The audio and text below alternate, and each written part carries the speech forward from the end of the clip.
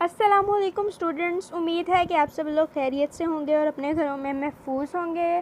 ہم لوگ lesson number 6 پڑھ رہے ہیں، ٹیسٹس اینڈ ایگزامس۔ اس میں جو پہلے ہم نے جو ہے پڑھ لیے ہیں 4 پیراگراف۔ سو آج جو ہے ہم لوگ جو ہیں 5th پیراگراف سے سٹارٹ کریں گے، پریپیئرنگ فار ٹیسٹ ایگزامس۔ یہاں سے ہم آج ٹرانسلیشن جو ہے وہ سٹارٹ کرتے ہیں۔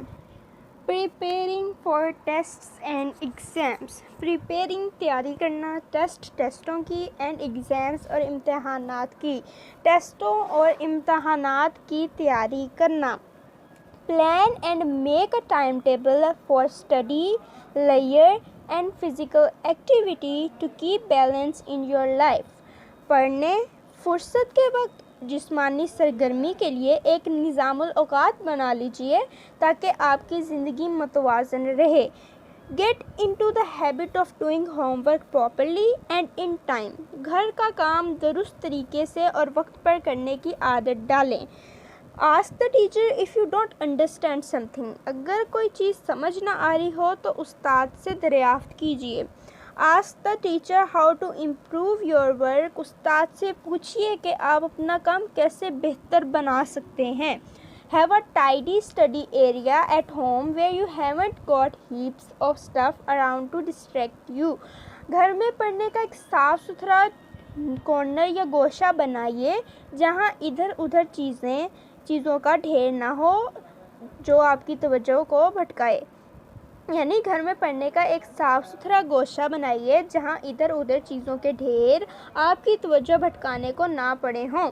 Studying with some one can be help full but only if you stick to the task. کسی کے ساتھ مل کر پڑھنا مددگار ہو سکتا ہے لیکن صرف اس صورت میں جب آپ کی توجہ اپنے کام پہ رکھیں۔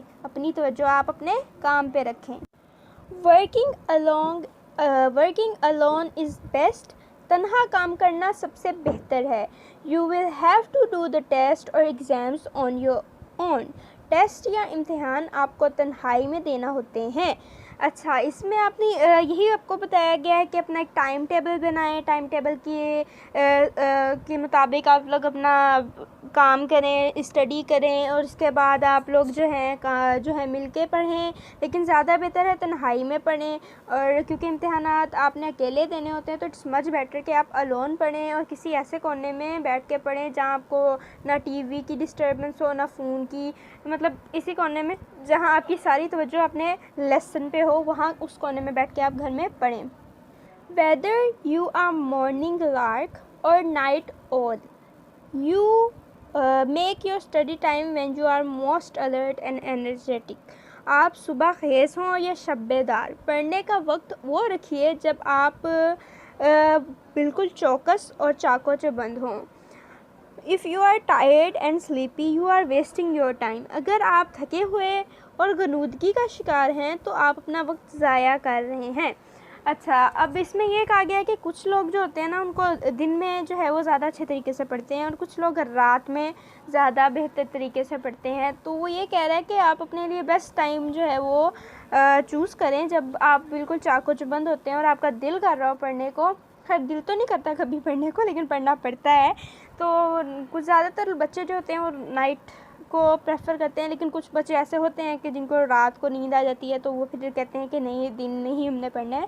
تو آپ اس طرح کے ٹائم کو چوز کریں جہاں آپ کو نیند نہ آئے اور آپ پرسکون طریقے سے بالکل پوری توجہ کے ساتھ اپنا لیسن جو ہے وہ یاد کر سکیں۔ Cramming stuff into your brain just before a test or exam doesn't work۔ Test یا امتحان سے ذرا پہلے مواد کو اپنے دماغ میں ٹھوسنے کا کوئی فائدہ نہیں ہوتا۔ You are more likely to forget what you have already learned and go into a panic۔ زیادہ امکان اس بات کے ہیں کہ آپ کو وہ بھی بھول جائیں گے جو آپ نے پہلے سیکھا ہے، خوف و ہراس کا شکار ہو جائیں گے۔ Work on hard stuff first and save the subjects you enjoy for after۔ مشکل کام پہلے کر لیجئے اور جن مضامین میں آپ کو لطف آتا ہے انہیں بعد کے لیے بچا کر رکھیں۔ Practice out loud if you have to do an oral presentation۔ اگر آپ کو زبانی طور پر کچھ پیش کرنا ہو تو یہ آواز بلند مشق کریں۔ Try it out on family and friends so that you may build up your confidence. घर वालों और दोस्तों के साथ इसे आजमाइए ताकि आप के एतमाद में इजाफ़ा हो सके। इस पैराग्राफ में हमें यह बताया गया है आप तैयारी जो है वो स्टार्ट से ही करना शुरू करें। अगर आप जो है इम्तिहानात सर पे हों और आप तब पढ़ना शुरू करें तो आप लोग चाहे जितना रट्टा लगा लें आप लोगों को वो सब भूल जाएगा और जो आपको आता होगा वो भी आप कंफ्यूज हो जाएंगे और आपको कुछ समझ नहीं आएगा। जो बच्चे अक्सर कहते हैं ना कि हम टेस्ट देने के दौरान हम कंफ्यूज हो गए, हमने गलत ऑप्शन लगा दी, हम कंफ्यूज हो गए, वो कंफ्यूज इसी वजह से होते हैं क्योंकि वो स्टार्टिंग से तैयारी नहीं करते। वो अपने एग्ज़ाम से कुछ दिनों पहले तैयारी करना शुरू कर देते हैं कि भाई पेपर है मैंने तैयार करना है, और उसके बाद अगर जो है आप लोग जो है ना मुश्किल काम जो है वो पहले करें और आसान सब्जेक्ट्स बाद में किया करें। अगर आपने कोई ओरल करना है, ओरल यानी कि ज़ुबानी किसी को कुछ सुनाना है, तो उसके लिए बेटर यही है कि आप जो है ऊँची आवाज़ में पहले उसको याद करें। फॉर एग्ज़ाम्पल अगर मैंने आपसे रीडिंग करवानी है तो आप जो है वो रीडिंग सुने गौर से, समझें उसे, फिर जो है उस तरह बोलने की कोशिश करें ऊंची आवाज़ में अपना मुंह खोल के ताकि आपके सारा तलफ़ुज़ जो है आपको समझ आए, और फिर जो है अपनी फैमिली मेम्बर्स को भी सुनाएं ताकि अगर आपकी कोई मिस्टेक्स है तो वो सही करें और आपका जिससे है ना कॉन्फिडेंस भी बढ़ेगा। Now it's reading time. तो चले मैं आपको जो है वो आज जो हमने पढ़ा उसको रीड करके सुनाती हूँ ताकि आप लोगों का तलफ़ुज़ बेटर हो।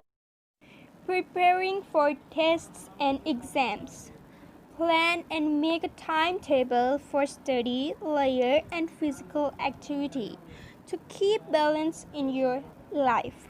Get into the habit of doing homework properly and in time. Ask the teacher if you don't understand something. Ask the teacher how to improve your work. Have a tidy study area at home where you haven't got heaps of stuff around to distract you. Studying with someone can be helpful, but only if you stick to the task. Working alone is the best. You will have to do the test or exams on your own. Whether you are a morning lark or night owl, make your study time when you are most alert and energetic. If you are tired and sleepy, you are wasting your time.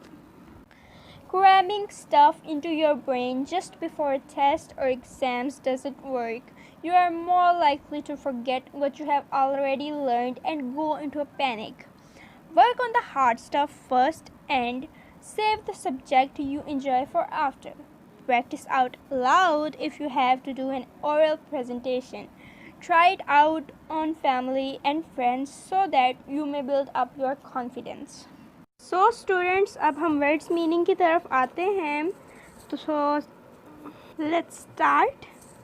Layer फुर्सत, physical जिस्मानी, habit आदत, properly मुनासिब तरीके से, heaps ढेर अंबार, stuff मवाद माल, distract तवज्जो भटकाना तवज्जो हटाना, मॉर्निंग लार्क सुबह खेज, नाइट ऑल रात का उल्लू, क्रैमिंग रट्टा लगाना, प्रेजेंटेशन पेशकश, कॉन्फिडेंस एतमाद, प्रैक्टिस मशक, एनर्जेटिक तवाना चाको चबंद, टास्क काम, स्टिक तवज्जो मरकूज़ रखना, प्रिपेयर तैयारी। आज के क्वेश्चंस जो हैं कंप्रीहेंशन के वो हैं। Question number 1, do you feel nervous about tests and exams? Question number 2, can you explain the phrases morning lark and night owl? Question number 3, how do you prepare for tests and exams? Question number 4, how should students keep balance in study and life? Question number 5, in which case do students waste their time? Question number 6, how can you build confidence in presentation? Question number 7, which physical state is best for study? Question number 8, when students can ask a question. Students जो आज की vocabulary है ना वो सिर्फ आपने याद करनी है, ठीक है, वो सिर्फ आपने याद करनी है। Layer free time, physical corporeal, habit, habitude, properly, appropriately, heaps, pile, stuff, substance, distract, confuse, cramming, studying hastily, presentation, display, confidence, self-reliance, practice, repetitions. I hope so आज का लेक्चर जो है वो आप लोगों को समझ आ गया होगा।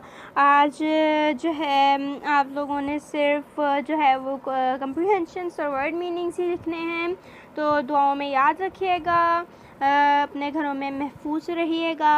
अल्लाह हाफिज़।